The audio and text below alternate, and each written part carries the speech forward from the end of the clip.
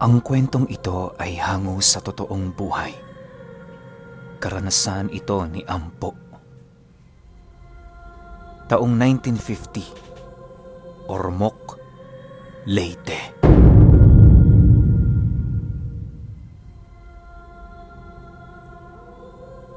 Itong mga panahong ito, kasalukuyang nag-aaral ng mga lihim na karunungan si Ampo. Bata pa lamang siya, lumayo na siya sa kanyang mga magulang dahil pakiramdam niya hindi siya nababagay doon. Mahirap ang mawalay pero dahil sa madiskarteng tao si Ampo na kaya niyang mamuhay ng mag-isa. Siya ang taong hindi marunong dumepende sa kapwa para lamang maisalba ang kanyang sarili sa tiyak na panganib. Sa katunayan, noong mga taong ito, mas pinili ni Ampong manirahan sa bundok. Tanging kakarampot na gamit lamang noon ang kanyang nadala na siyang nagsilbing panimula niya. Noong una medyo mahirap. Hindi niya kasi kabisado ang lugar at medyo naninibago pa siya sa buong paligid. Ayon kay Ampo, nagsimula siya doong manirahan sa isang kubong pinagtagpi lamang ng mga dahon ng nyog.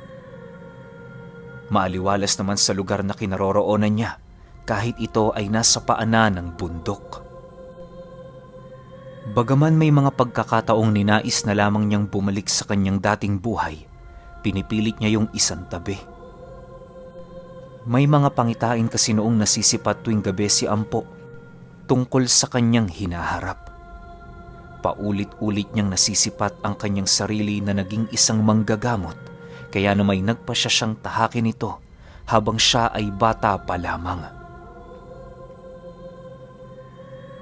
Sa edad niyang 19 na taong gulang, kabisado na niya ang kabuuan ng bundok na kanyang pinamamahayan. Paminsan-minsan may mga nasisipat siyang mga taong dumaraan sa kanyang bahay. Subalit hindi naman niya yun gaanong pinapansin. Para kay Ampo, wala nang ibang mahalaga sa pagtuklas ng mga lihim na karunungan. Sa ilang buwang pananatili niya roon, marami na siyang naisakripisyo. Kahit papaano, nagkusang bumukas ang kanyang ikatlong mata na siya namang naging daan para sa kanya upang makasilay ng mga nilalang na hindi nasisipat ng mga ordinaryong mata ng tao.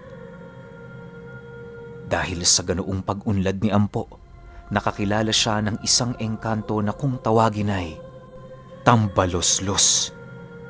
Manliligaw ang engkantong yon na kadalasang nangdidiskita ng mga taong pumapasok sa gubat. Ginagawa yun ng engkanto hindi para pumaslang, bagkus ay para maging katuwaan lamang. Alam niyo ba na itong si Ampo, walang ginagamit na libreta sa pagtuklas ng mga lihim na karunungan? Ang tanging nagiging daan para sa kanya na mamulat ang kanyang kalagayan ay sa pamamagitan lamang ng mga pagpapanaginip ng mga buhay na salita. Maging ang mga paparating na unos sa kanilang lugar ay nagagawa niya rin mapanaginipan bago pa ito tuluyang manalasa. Bibihirang magkaroon ng ganoong abilidad ang mga tao, kaya namay ang ilan sa mga antingerong nakakaalam sa ganoong biyaya, tinuturing nila itong bigay mismo ng Panginoon.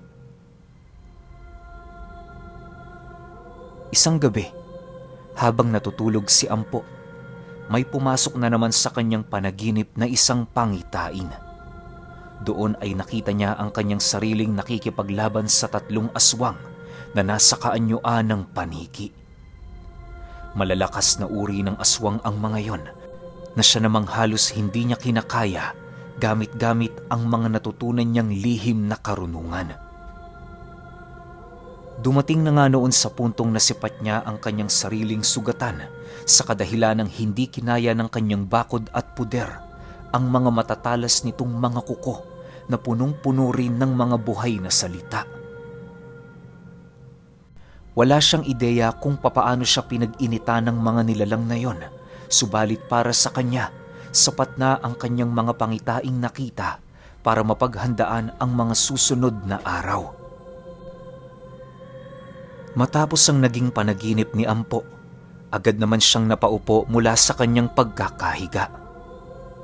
Pagsilay niya sa loob ng kubo, nadatnan niya ang kanyang kaibigang tambalolos na naglalaro.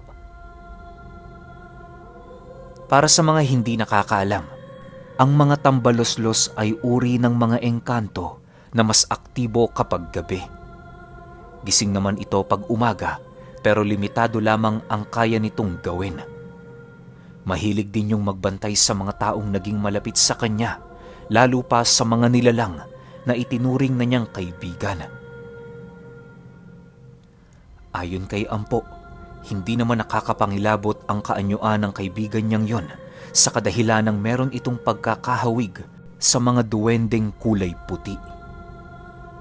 Ang tanging pinagkaiba ng tambalolos sa mga duwende ay ang laki nito at ang sukat ng higante nitong mga tenga.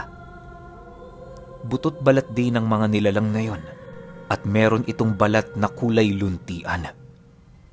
Ang mga kuko nito ay maihahalin tulad mo sa mga kabute na kulay kayumanggi. Dagdag pa ni Ampo, parang sa palaka din ang bibig ng nilalang na yon tuwing ngumingiti. Sa paglapit niya sa tambaloslos, agad naman siyang humingi dito ng inumin. Naging katulong niya na kasi ito, kaya na may lahat ng kanyang hilingin sa loob ng kanyang tahanan, ibinibigay ng nilalang sa kanya. Natuto na din ng nilalang na yon na magsalita gamit ang dialekto ni Ampo, kaya na may nagkakaintindihan na sila.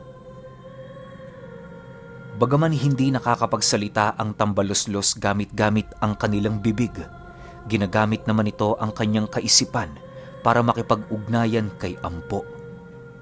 Kapag nag-uusap sila, sa pamamagitan lamang ng isipan kaya napakatahimik. Habang umiinom ng maligamgam na tubig si Ampo, kung ano-ano naman ang tinatanong sa kanya ng tambaloslos, gawa ng alam nitong meron siyang kakaibang panaginip kapag nagigising siya ng 10 oras.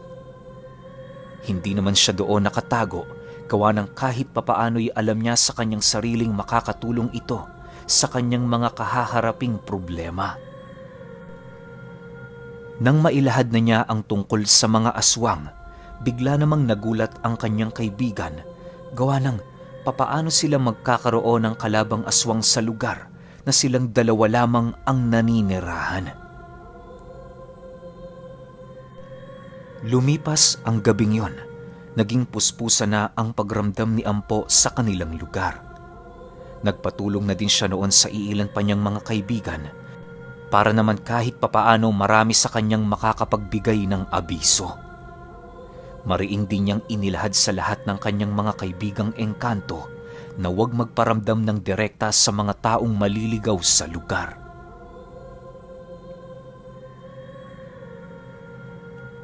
Isang araw, habang nag-aayos ng kubo si Ampo, dumating ang isang binatang galing baryo.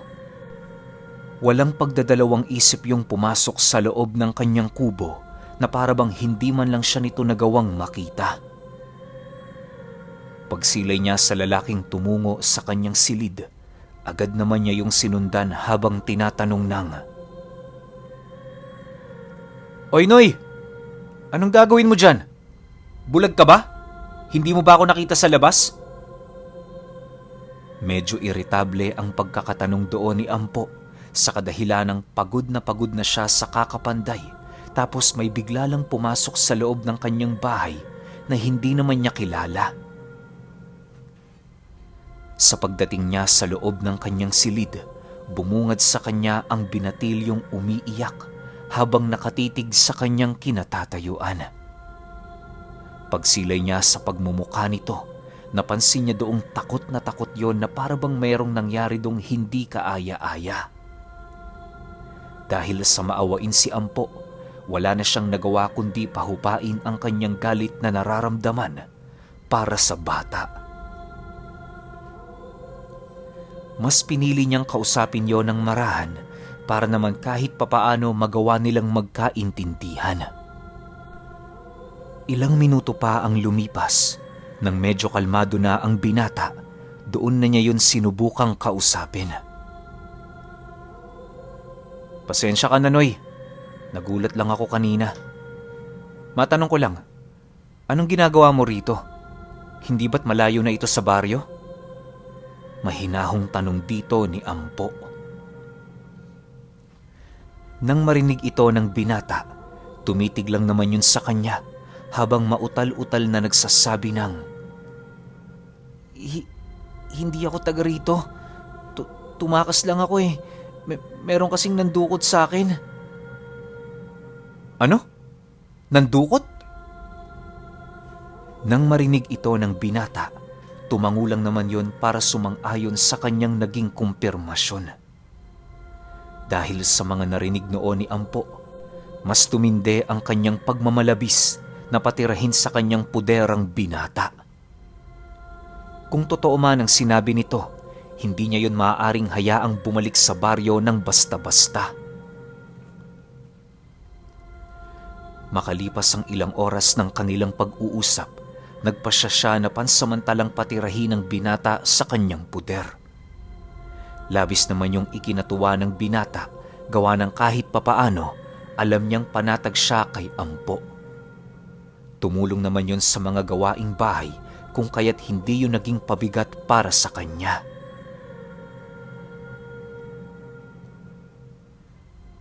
Sa unang gabi ng pagtira ng binata sa kanya, marami itong bagay na inilahad ukol sa mga taong nandukot sa kanya. Ayon sa binata, na kung hindi siya nagkakamali, grupo ng kulto ang nagtangkang pumatay sa kanya. Kung nagkataong naabot nila ang lugar nito, maaaring gawin siya nitong alay sa demonyong pinagsisilbihan ng mga nilalang. Laking pasasalamat lamang noon ng binata sa kadahilan ng kahit papaano'y nakagawa siya ng paraan para makatakas. Dagdag pa nito, may iilan siyang nasilayang mga batang pinatay ng mga kulto habang nasa kasagsagan sila ng paglalakbay.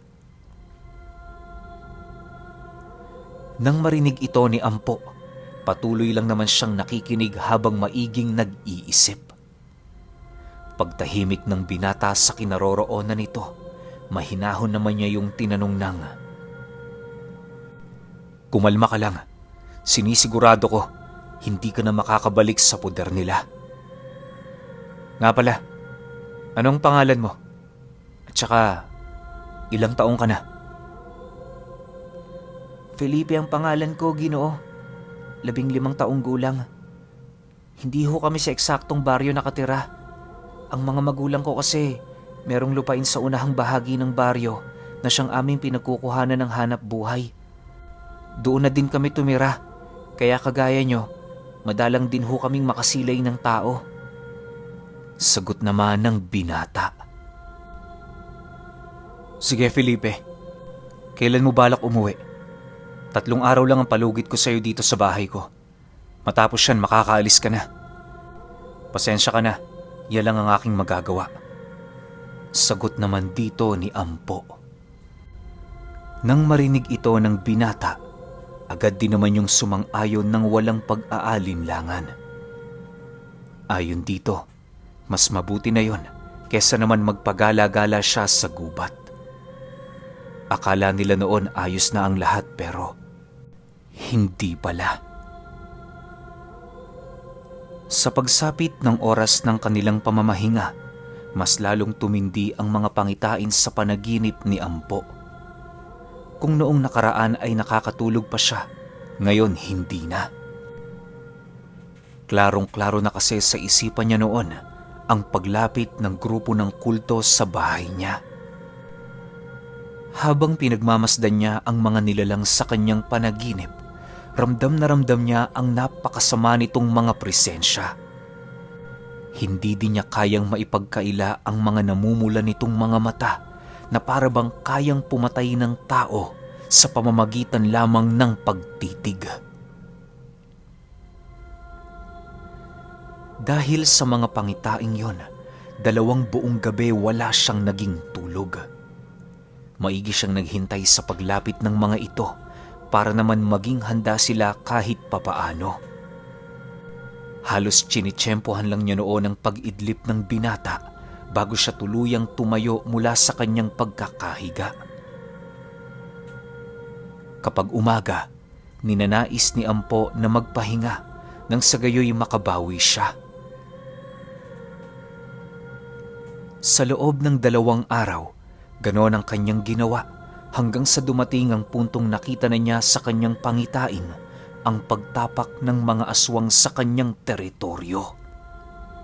Inaasahan na niyang sa 3 gabi magpapakita ang mga ito, kaya na may umaga pa lang ng 3 araw, abalang-abala na siya sa kanyang paghahanda.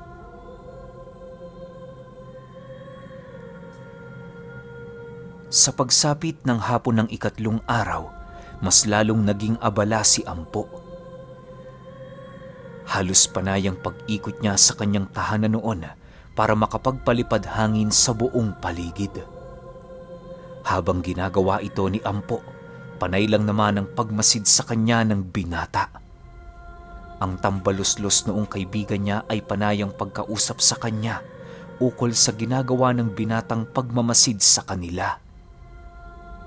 Nang hindi na maatim ni Ampo ang ginagawa ng binata, bahagya niya munang itinigil ang pagpapalipad hangin upang ito ay kausapin. Felipe, hindi ka ba nagsasawang nakamasid sa akin? Pasensya ka na. Hindi lang kasi ako sanay sa mga taong nagmamasid sa mga bagay na aking ginagawa. Bungad na wika ni Ampo paglapit niya sa binatilyo. Pasensya na ho kayo, Manong. Masyado lang ho kasi ako nagtataka sa inyong ginagawa eh. Matanong ko lang, para saan ho yung pag-ihip nyo dyan? Nang marinig ito ni Ampo, walang pagdadalawang isip naman niyang inilahad dito kung para saan ang bagay na yon. Sa puntong yon, napag-isip-isip niya, hindi na niya kailangan pang magtago sa binata. Batid niya ang takot nito sa mga nilalang, kung kaya't para naman magkaroon yon ng kapanatagan, inilahad niya rito na isa siyang albularyo. Sa pagtalikod ng araw sa kalupaan, hindi na magkamayaw ang mga engkanto na kaibigan ni Ampo. Lahat ng mga ito ay parabang hindi na mapakali na animoy merong nakapasok na demonyo sa kanilang teritoryo. Pagsilay niya sa tambaluslos, ramdam niya ang pagkatakot nito sa mga aswang na papalapit sa kanilang kinaroroonan. Pagbigay nito ng abiso na malapit na ang mga kulto, agad namang hinugot ni Ampo mula sa dingding ng kanyang kubo ang kanyang sundang. Mapurol ang sundang na yon pero sa tulong ng kanyang tangang buhay na salita, tumatalim ito sa paningin ng mga nilalang. Hindi pa man noon gaanong kalaliman ng gabi, inilahad na ni Ampo kay Felipe na wag nang lumabas ng kubo. Pagpasok nito, nanatili naman siya sa labas kasama ang tambaluslos at iba pang engkanto. Sa pagsapit ng 7:00 ng gabi, doon na silaya ni Ampo ang 5 kultong papalapit sa kanyang kinaroroonan. Biglang sinunggaban ng 2 engkanto niyang kaibigan ang 2 sa mga ito na siya namang mabilisang naglaho patungo sa kadiliman. Pagsilay niya sa 3 aswang, doon na numbalik ang kanyang memorya ukol sa mga bagay na kanyang nakita sa panaginip. Inaasahan na yun ni Ampo sa kadahilan ng alam niya sa kanyang sarili na wala pang pumapalya sa kanyang mga nakikita sa panaginip. Habang naglalakad ang mga nilalang na yon, katakatakang hindi nito napansin ang paglaho sa kadiliman ng 2 nilang kasama. Sa pagharap nito sa kinaroroonan ni Ampo, dahan-dahan naman siyang tumayo habang nagwiwika ng, Nakita ko na kayo sa aking panaginip. Hindi ko mawari kung bakit sa ganitong pagkakataon pa tayo magkakaharap-harap. Matanong lang kita, kaibigan. Anong pakay ninyo sa lugar ko? Hindi mo na kailangan pang itanong ang bagay na yan. Kung totoong nakikita mo ang hinaharap, alam mo na siguro ang sagot sa iyong katanungan. Sagot naman dito ng isang aswang. Nang marinig ito ni Ampo, tumawa lang naman ito habang nananatiling walang imik.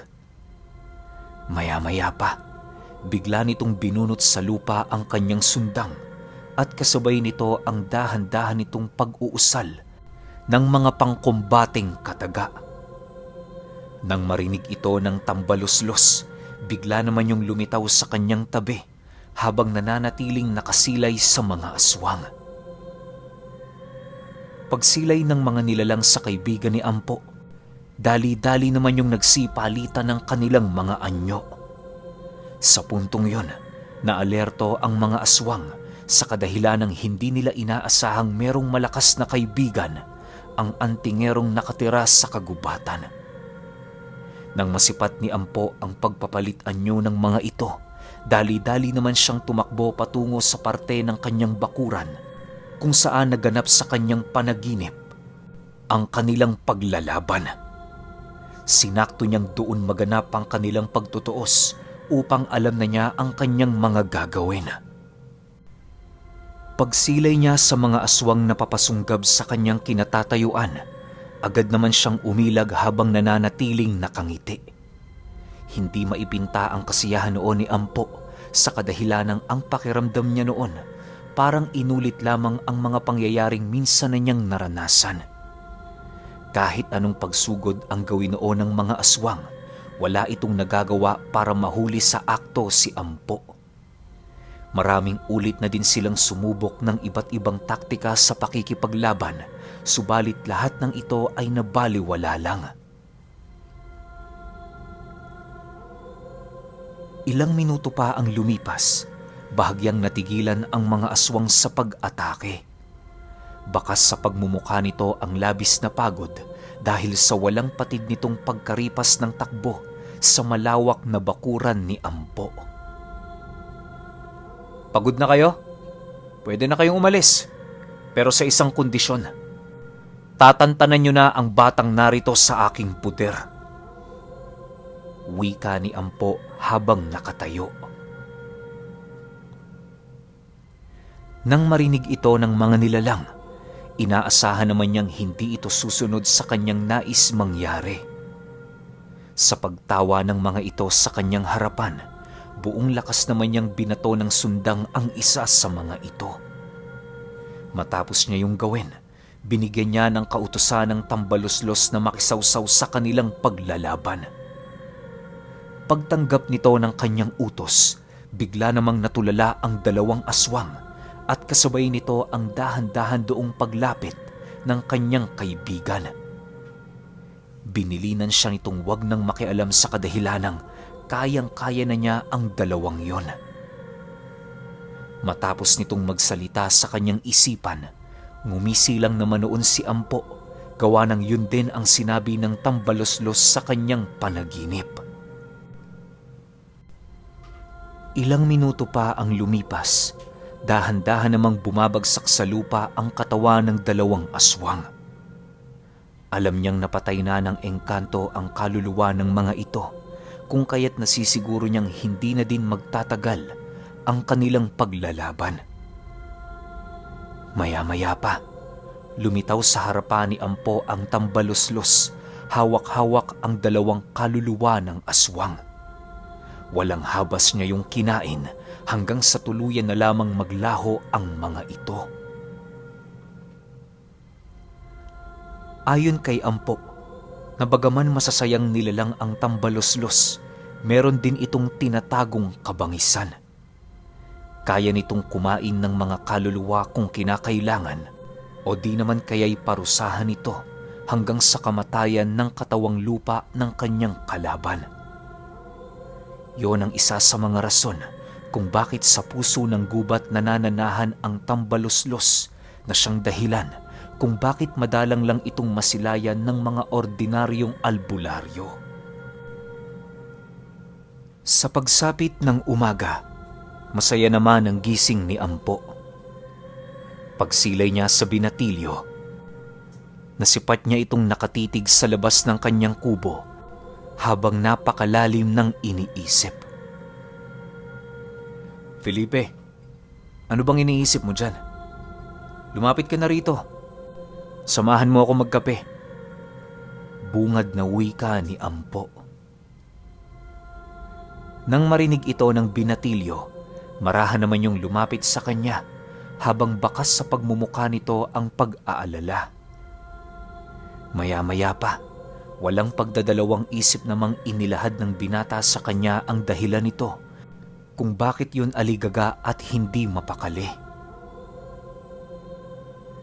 Ayon kay Felipe, labis lang siyang nag-aalala gawa ng araw na yon ng pag-alis niya. Dagdag pa nito, nababahala din siya sa mga aswang na maaaring makasagupa niya sa gubat.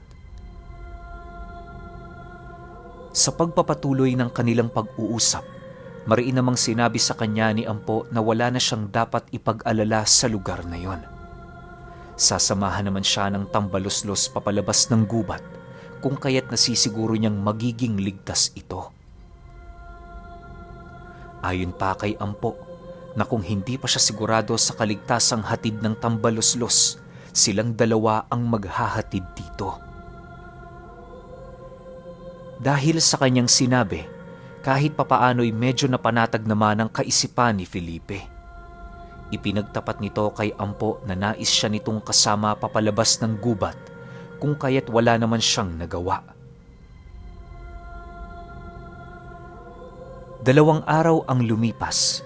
Narating nila ang palayang tinitirhan ng binatilyo. Inabot ng 3 araw doon si Ampo, gawa ng nagkasundo sila ng lolo ni Felipe. Isa din kasi yung albularyo kung kaya't ang ginawa nilang dalawa, nagpalitan ng mga lihim na karunungan.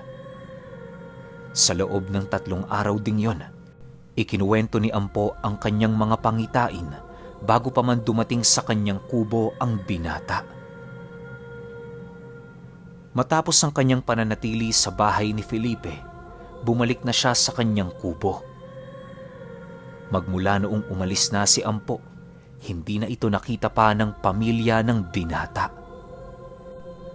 Tinangkapan nila yung hanapin, subalit sa kasamaang palad, hindi nila matunto ng bahay nito, gawa ng pakiramdam nila umiikot lang sila sa isang sulok ng gubat. Wala ding silbi ang mga usal ng lolo ni Felipe, kaya na may nagpasya silang magpamilya na wag na lamang gambalain ang pananahimik ni Ampo sa kagubatan. Pero alam niyo ba, na magpahanggang sa ngayon, dala-dala pa rin ni Felipe ang kanyang karanasan noong makasilay siya ng isang albularyo na nakakakita ng hinaharap at ang natatanging kaibigan nito na kung tawagin ay tambaluslos.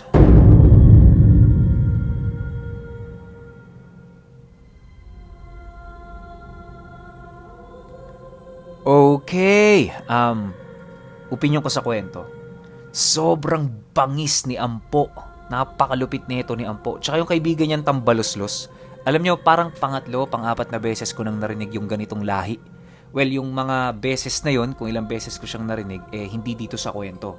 Kwento yun ng mga matatanda na mga nakakausap kong antingero din. Pwede, para sa last na nakausap ko tungkol sa tambaluslos, isa to sa mga pinaka-modern na antingerong nakausap ko. Tas may kukumpara niya yung tambaluslos sa mga goblin or sa mga, paano ba? O yung mga troll. Alam ko karamihan sa inyo, hindi yung troll sa internet tulad ng mga basher natin sa comment section. Hindi yun. Troll talaga, lahi to na parang malalaki silang goblin. Di ko ma-explain pero i-search nyo sa Google kung ano yung troll. Makikita nyo kung anong lahi to, talagang nakakatakot tong mga to. Pero hindi ko alam na masiyahin sila tsaka pala kaibigan. Pero siguro iba tong tambaluslos no? Pero para sa akin, yun yung pinaka-description na pwede nating idikit sa tambaluslos. Kasi nga, naging kaibigan din siya ni Ampo naging kasangga pa. Tapos ito si Ampo, lahat ng aral niya, biyaya ng kalikasan kaya talagang sobrang epektibo. Marami na ako nabanggit na ganitong klase ng kwento na yung iba, bulong ng diwata, mensahe sa tubig, yung mga ganong bigay, yung ganong gift, talagang natural, kaya sobrang lakas. Pero kayo, kung may opinion kayo sa kwentong ito, i-comment nyo lang sa baba. Yun lang. Hanggang sa susunod na kwento. Salamat.